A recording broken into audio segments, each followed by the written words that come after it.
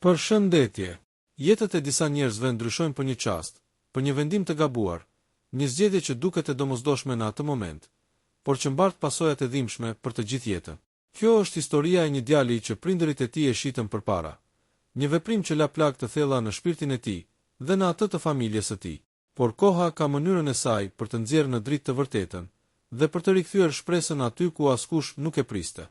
Pas 25 vitesh, i rritur, i fortë dhe i mençur nga përvoja e jetës, ai kthehet në vendin ku filloi gjithçka jo për hakmarrje, por për të falur. Një histori e mbushur me dhimbje, pendim dhe, më e rëndësishmja, me fuqinë e pafund të faljes. Fëmijëria e humbur. Kur Ajani ishte vetëm 5 vjeç, bota e tij e vogël filloi të rrëzohej cop-cop. Ai nuk e dinte ende se çfarë do të thoshte fjala trati në kuptimin më të thellë të saj. Por zemra e tij e vogël ndjente diçka të gabuar. Prindërit e tij, njerëz që dikur ai i konsideronte si të paprekshëm, filluan të ndryshonin sjelljen ndaj tij. Zërat e tyre të ashpër, heshtja e papritur dhe largësia që e rrethonte krijuan një boshllëk të frikshëm në shpirtin e tij. Çdo fëmijë meriton dashuri të pakushtëzuar, por për Ajanin, dashuria ishte një mallkim i kushtëzuar nga varfëria dhe dëshira për përfitim. Babai i tij, një njeri rëndomt që luftonte me vështirësitë e jetës, shpesh përmendte shifra dhe llogari që Ajani nuk i kuptonte. Në sytë e tij të pafajshëm, prindërit e tij nuk ishin më ata që kujdeseshin për të, por njerëz që shikonin vetëm përfitimin e momentit. Dita kur gjithçka mori një kthes të pashmangshme, ishte një ditë e zakonshme dimri. Ajani po luante në oborrin e shtëpisë, kur dera u hap dhe dy të panjohur u shfaqën para tij. Njëri prej tyre ishte i veshur me pallto të shtrenjta, dhe syri i tij duke i ftohtë, pa asnjë gjurmë njerëzillëku. Babai dhe nëna e Ajani i shikuan ata me një heshtje që thoshte më shumë se çdo fjalë. Pa shpjegim, pa një lamtumir të ngrohtë, fëmia u largua nga dora e prindërve të tij. Zemra e tij shpërtheu në një dhimbje që asnjë fjalë nuk mund ta përshkruante. Në sytë e Ajanit, prindërit qëndronin aty, të ngrirë, të pafuqishëm ose të zgjedhur të pandjeshëm. Ai përpiqej të kuptonte pse ata nuk e mbronin, pse nuk e mbanin atë në krah, dhe nuk i thanë që gjithçka do të ishte mirë. Por përgjigja që mori ishte e qartë. Ai nuk kishte më vend në jetën e tyre. Ai ishte bërë një mallkim i lëvizshëm, një peng i varfërisë dhe i dëshirës së prindërve përpara. Ajo natë ishte e gjatë dhe e ftohtë për një fëmijë 5 vjeçar. Në dhomën e tij bosh, ku dikur qeshte dhe luante, tani mbretëronte heshtja dhe mungesa e përkujdesjes. Çdo lojë që kishte, çdo kukull që e kishte shoqëruar në ëndrat e tij, dukej si një kujtim i humbur i dashurisë së prindërve. Ai filloi të kuptojë një të vërtetë të hidhur. Dashuria mund të blihet dhe fëmijët mund të shiten. Ajani u rrit në familje të re, larg atyre që e kishin sjellë në këtë botë, duke përjetuar kujtime të fragmentuara dhe dhimbje të fshehur. Por ajo eksperiencë e hershme nuk e thyeu plotësisht. Përkundrazi, e bëri më të fortë, më të vendosur për të kuptuar njerëzit dhe botën. Ai mësoi të mos i besonte fjalëve të lehta, por të shikonte veprimet e njerëzve, sepse shpesh ato tregojnë të vërtetën më shumë se çdo fjalë. Gjatë viteve, ai pyeste veten vazhdimisht, pse prindërit e mi më shisnin përpara? Si mund të donin ata diçka më shumë se sa mua? Këto pyetje mbeteshin pa përgjigje, duke u bërë plagë që nuk shërohej lehtë. Dhe ndërsa Ajani rritej, zemra e tij filloi të kuptojë një gjë tjetër. Ndonse mund të mos i takonte më gjaku i tij, ai mund të zgjedhë rrugën e faljes. Falja nuk është dobësi, por një akt i madh guximi. Në rininë e tij, Ajani u përball me sfida të tjera, varfëri, sfida për të gjetur një vend në botë dhe nevojën për të fituar respektin që ishte mohuar. Por asnjëherë nuk la që zemra e tij të mbushej plotësisht me urrëtie. Në çdo hap që bënte, ai mbante brenda kujtimin e asaj natët e errët, duke kthyer atë në motiv për të ndihmuar të tjerët që nuk kishin zë, që nuk kishin dashuri ose mbrojtje. Ai filloi të kuptonte se jeta nuk është vetëm për atë që të ndodh, por për atë se si ti përgjigjesh atyre që të ndodhin. Dhe ndërsa Ajani rritej, ndërsa fytyra e tij merrte formën e burrit që do të kthehej pas 25 vitesh, një qëllim i qartë u krijua në shpirtin e tij. Një ditë, ai do të kthehej te ata që e kishin lënë pas, jo për hakmarrje, por për të falur. Një akt që kërkon më shumë guxim se çdo ndjesë e vonuar. Kjo është historia e një djali që u tradhtua nga ata që duhet të kishin qenë mbrojtësit e tij, por që nuk e humbi kurrë shpirtin, nuk e humbi guximin dhe më e rëndësishmja, nuk e humbi besimin në fuqinë e faljes. Sepse ndonjëherë, më e madhja që mund të bëjë një fëmijë i braktisur është të kthehet dhe të shndërrohet në dritën që shëron plagët e së kaluarës. Rritja dhe sfidat e jetës. Pas largimit të dhimbshëm nga shtëpia e tij e parë, Ajani u vendos në një familje tjetër që e mori si djalin e tyre. Kjo familje nuk ishte perfekte, por kishte një ngrohtësi që ai e kishte munguar gjithë jetën. Aty, ai mësoi për herë të parë se çfarë do të thotë të kesh kujdes dhe dashuri të pakushtëzuar. Megjithatë, në thellësinë e shpirtit të tij, gjithmonë mbeti një boshllëk, një plagë që asnjë ngrohtësi nuk mund ta mbushte plotësisht. Fëmijëria e tij e humbur e kishte bërë më të ndjeshëm dhe më të vëmendshëm ndaj botës përreth. Ai shikonte njerëzit me kujdes, duke vlerësuar çdo akt të vogël mirësie, dhe duke kuptuar se sa e holl mund të ishte linja mes dashurisë dhe tradhtisë. Në shkollë, ai ishte i qetë, por i matur. Nuk bënte shumë miq, por ata që i kishte, e njihnin si një fëmijë të drejtë dhe të ndershëm. Kjo përqendrim i hershëm në moral dhe vlera e bëri atë të dallonte nga të tjerët. Por jeta nuk është kurrë e lehtë. Në adoleshencë, Ajani përballet me realitete të ashpra që testojnë durimin dhe forcën e tij. Ai ndjeu urrejtjen e atyre që nuk e kuptonin dhe shpesh u ndesh me padrejtësi që dukeshin të pashmangshme. Çdo përballje me sfidat e jetës e forconte karakterin e tij. Ai filloi të kuptojë se të jesh i fortë nuk do të thotë të mos ndjesh dhimbje, por të dihet të ecësh përpara pavarësisht saj. Puna e parë e Ajanit ishte një hap i rëndësishëm drejt pavarësisë. Ai punonte orë të gjata për të fituar çdo monedhë, duke mos harruar kur mësimin më të rëndësishëm të jetës, se çdo gjë që vjen me mundim ka vlerë të madhe. Me kalimin e viteve, ai krijoi reputacion si një djalë punëtor, i ndershëm dhe i besueshëm. Por ndonse kishte gjithçka për të ndërtuar një jetë të mirë, një pjesë e tij mbeti gjithmonë e lidhur me të kaluarën që e kishte lënë pas.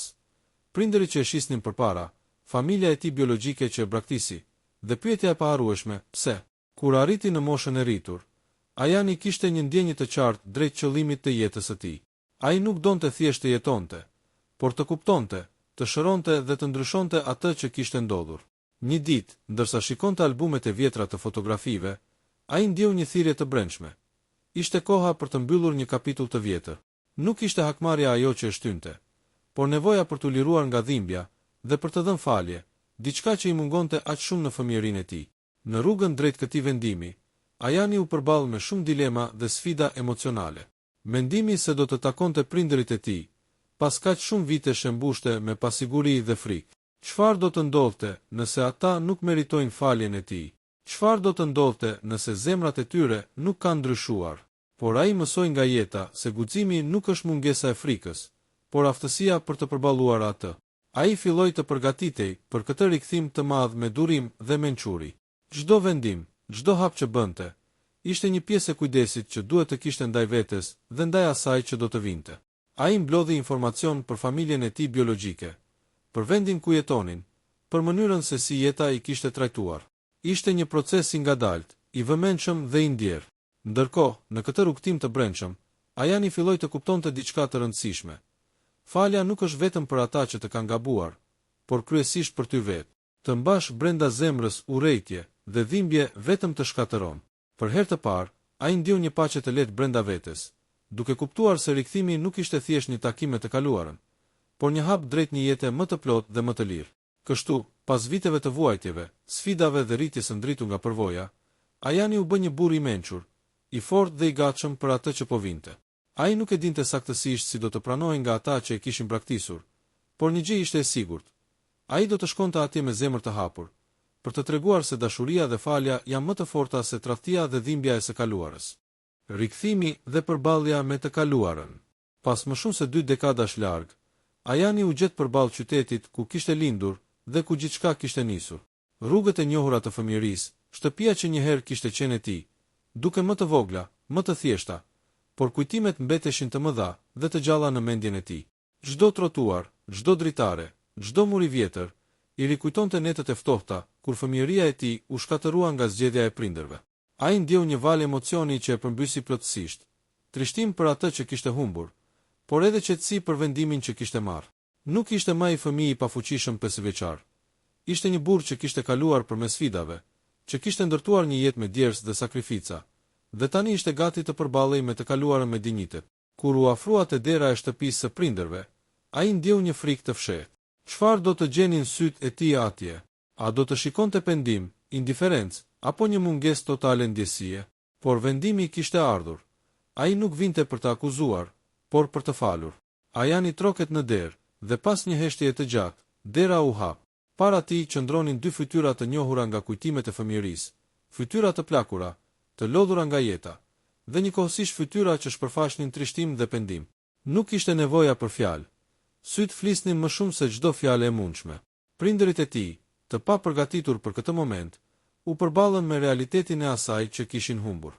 Ai qëndronte aty, jo më si fëmijë i vogël që mund të thyej nga asgjë, por si një burr i fortë dhe i mençur, gati për të dhënë mesazhin më të vështirë që një fëmijë mund t'i thotë prindërve të tij. Unë ju fal. Fjala e tij ra në ajër, si një shpërthim i qetë që shkatëron urrëtitjen dhe sjell paqen. Prindërit e tij ranë në gjunjë, duke qarë, duke kërkuar falje për vitet që kishin humbur, për kujtimet e shkatëruara dhe për dhimbjen e pashpjegueshme që i kishin shkaktuar. Ai nuk u ndje superior, nuk kishte ndjenja të urrëtitjes. Ai kuptoi se njerëzit gabojnë, por fuqia e njeriut matet nga aftësia për të pranuar gabimet dhe për të kërkuar falje. Ajani qëndroi aty disa minuta të gjata, duke i përqafuar ata me një dashuri të re, të mençur, të qetë. Çdo lot që ran ishte një hap drejt shërimit. Çdo fjalë thënë nga ata ishte një hap drejt rikthimit të një lidhjeje që kishte qenë shkatëruar për dekada. Ai e ndjeu thellë se falja nuk është vetëm akti i dhënies së paqes të tjerëve, por një dhuratë e madhe që i bëhet vetes. Në atë moment, Ajani kuptoi diçka që i kishte shpëtuar gjatë gjithë jetës së tij. Jeta është e përbërë nga zgjedhjet që bëjmë, por më e rëndësishmja nga mënyra se si përballojmë pasojat e tyre. Ai kishte zgjedhur të mos mbante zemërim dhe urrëtie, dhe kjo zgjedhje e bënte më të fortë dhe më të lumtur se kurrë. Ai u largua nga shtëpia e prindërve të tij, me një ndjesë lehtësie, që nuk e kishte ndjer kurrë më parë. Nuk ishte fundi i historisë, por fillimi i një kapitulli të ri, një kapitull ku falja dhe dashuria zinin vendin e dhimbjes dhe pendimit. Rindërtimi i lidhjeve dhe shërimi i plagëve. Pas takimit të parë, Ajani ndjeu se rruga drejt shërimit të së kaluarës nuk ishte e lehtë. Çdo hap drejt pranimit të familjes së tij biologjike kërkonte durim, kuptim dhe përpjekje për të kapërcyer vitet e humbura. Ai kuptoi menjëherë se falja është vetëm fillimi. Për të rikthyer besimin, duhej të ndërtonte biseda, kujtime të reja dhe një raport të shëndetshëm që do t'i tejkalonte plagët e së kaluarës. Ditët kalonin ngadalë. Ai vizitonte prindërit e tij, fillimisht për pak kohë, pastaj për më gjatë. Çdo takim ishte një sfidë emocionale. Dikush nga të dy, babai apo nëna, shpesh çante, ndonjëherë ngatërohej me fjalët, duke kërkuar falje për çdo gjë që kishin humbur. Por Ajani, i fortë dhe i vendosur, i përballonte këto situata me qetësi dhe mirëkuptim. Ai nuk donte që dhimbja të dominojë bisedat e tyre.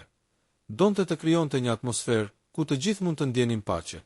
Gjatë kësaj periudhe, ai filloi të mësonte më shumë rreth motivimeve të prindërve të tij atëherë.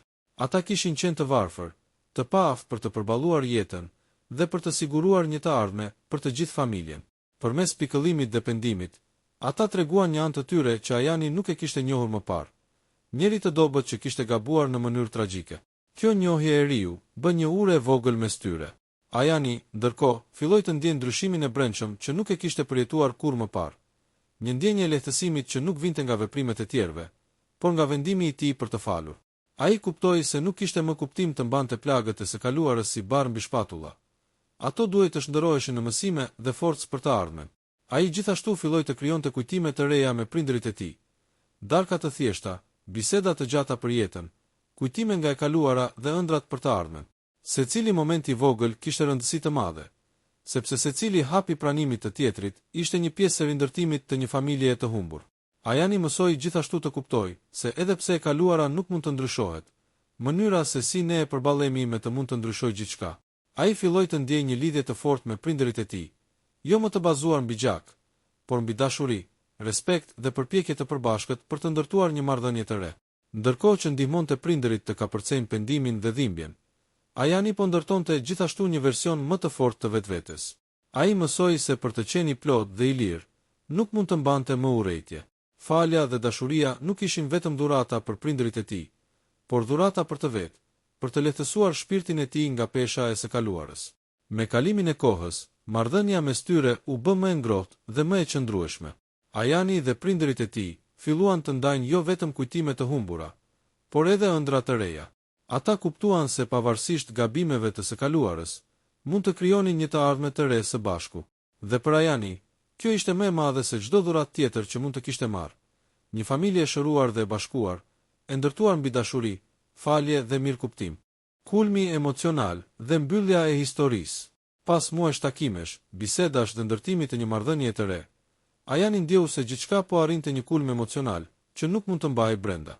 Një ditë, ai vendosi të organizojë një mbledhje familjare të vogël, një moment simbolik për të treguar se falja nuk është vetëm një fjalë, por një veprim i përhershëm. Në oborrin e shtëpisë ku dikur kishte luajtur si fëmijë, Ajani vendosi tavolina dhe karrige për prindërit e tij, disa të afërm dhe miq të besueshëm që mund të ndanin këtë moment. Ai ndjeu një emocion të fortë, frikë, gëzim dhe një qetësi që nuk e kishte përjetuar kurrë më parë. Ky ishte momenti i tij, momenti ku dhimbja dhe pendimi do të shndërroheshin në një përvojë të bukur të bashkëtesës. Kur prindërit e tij hynë në obor, ata nuk e prisnin një atmosferë kaq ngrohtë dhe të dashur. Ata shihnin dritën në sytë e Ajanit, një dritë që nuk vinte vetëm nga irrituri që ishte sot, por nga fëmia i braktisur që ishte dikur. Ajani u ngrit dhe i përqafoi, duke ndjerë se çdo lot që kishin derdhur vitet e shkuara, tani shndërrohej në paqe dhe shërim. Ai foli me një qetësi që ngjallte respekt. E di që kam kaluar shumë dhimbje për shkak të gabimeve që keni bërë, por unë nuk erdha këtu për të mbajtur zemërim. Unë erdha për t'ju treguar se ju fal. Jo për juve vetëm, por edhe për veten time, sepse vetëm duke falur mund të jemi të lirë dhe të lumtur. Prindërit e tij ranë në gjunjë përsëri, por këtë herë jo nga pendimi i thjeshtë, por nga lehtësimi dhe mirënjohja. Ata kuptuan se fëmia që kishin braktisur nuk ishte vetëm i gjallë, por i fuqishëm, i mençur dhe plot dashuri. Ai ishte treguesi më i bukur i asaj që dashuria dhe falja mund të shërojnë gjithçka. Ky moment shënoi një pikë kthimi të vërtetë në jetën e të gjithëve. Plagët e së kaluarës filluan të mbyllen, ndërsa marrëdhënia midis tyre u forcuar në një nivel të paprecedent. Ata filluan të kalonin kohë së bashku çdo ditë, duke ndarë biseda të gjata, kujtime të hershme dhe ëndra për të ardhmen. Çdo përpjekje që kishin bërë për të ndërtuar besimin, tani po shpërblehej me lumturi dhe qetësi shpirtërore. Ajani gjithashtu kuptoi një gjë tjetër të rëndësishme. Falja nuk e bën njeriu të dobët, përkundrazi e bën më të fortë. Ai nuk kishte humbur kohë duke mbajtur urrejtje, por kishte ndërtuar një jetë të re dhe të shëndetshme, duke e kthyer dhimbjen në mësim dhe forcë. Në fund, kjo histori nuk ishte thjesht për një fëmijë që u braktis. Ishte historia e një familjeje që kishte humbur rrugën e dashurisë, por që e gjeti sërish pas dekadash. Ajani u bë simboli i faljes, i dashurisë që nuk njeh kufi dhe i fuqisë së shpirtit njerëzor për të shëruar plagët më të thella. Kur nata ra mbi qytetin ku gjithçka kishte nisur, Ajani dhe prindërit e tij u ulën në obor, duke shijuar heshtjen e qetësisë. Ata nuk flisnin shumë, sepse nuk kishte nevojë. Zemrat e tyre flisnin më shumë se çdo fjalë, dhe në atë heshtje, çdo dhimbje e kaluar u shndërua në një kujtim të çmuar, kujtim i forcës, dashurisë dhe fuqisë së faljes. Mesazhi i faljes dhe shërimit. Historia e Ajanit nuk është thjesht tregimi i një fëmije që u braktis. Është historia e fuqisë së shpirtit njerëzor për të kapërcyer dhimbjen, për të shëruar plagët dhe për të ndërtuar lidhje të reja mbi themelet e dashurisë dhe respektit. Ai na tregon se jeta mund të marrë kthesa të tmerrshme, se njerëzit mund të gabojnë në mënyra që duket se nuk mund të falen, por se gjithmonë ekziston mundësia për të zgjedhur të falësh. Falja nuk është dobësi. Falja është guxim. Është një akt i madh shpirtëror që kërkon forcë dhe maturi. Ajani erdhi për të falur prindërit e tij pas 25 vitesh, dhe në këtë veprim, ai shpëtoi vetveten nga pesha e urrejtjes dhe dhimbjes së kaluarës. Ai nuk priti të ndiheshte i lehtësuar vetëm nga pendimi i të tjerëve. Ai e gjeti paqen brenda vetes. Për prindërit e tij, ky rikthim ishte një dhuratë e jashtëzakonshme, një shans për të rikuperuar dashurinë që kishin humbur, për të kuptuar gabimet e tyre dhe për të ndërtuar një lidhje të re, të sinqertë dhe të qëndrueshme me djalin e tyre. Përmes takimeve, bisedave dhe kujtimeve të reja, ata mësuan se dashuria nuk mund të blihet me para, se ndjenja më e thellë nuk mund të humbas përjetësisht dhe se shërimi është gjithmonë i mundur kur ekziston gatishmëria për të pranuar gabimet. Në fund, kjo histori është një kujtesë se edhe nëse e kaluara jon është e dhimbshme dhe e shënuar nga tradhtia, çdo ditë e re sjell një mundësi për të ndryshuar gjëra. Ajo na mëson se fuqia e faljes dhe dashurisë është e pakufizuar, dhe se të gjithë mund të gjejmë rrugën drejt paqes dhe lumturisë, pavarësisht nga plagët e së kaluarës. Ajani nuk u kthye vetëm për të falur prindërit. Ai u kthye për të shëruar shpirtin e tij, për të treguar se dashuria dhe falja janë më të forta se çdo gabim, dhe për të lënë një mesazh të qartë për të gjithë. Çdo dhimbje mund të shërohet, çdo lidhje mund të rindërtohet dhe çdo zemër mund të gjejë paqen kur guxon të falë.